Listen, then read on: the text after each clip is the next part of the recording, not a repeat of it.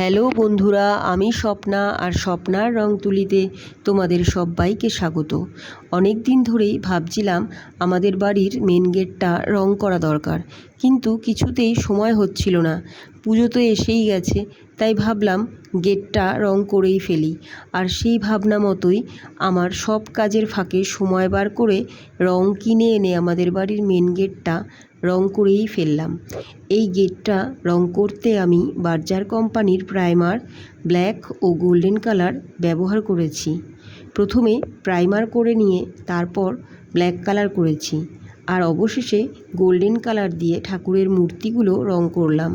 তো বন্ধুরা, এই ভিডিওটা যদি তোমাদের ভালো লাগে তাহলে প্লিজ লাইক, কমেন্ট ও শেয়ার করে একটু পাশে থেকো।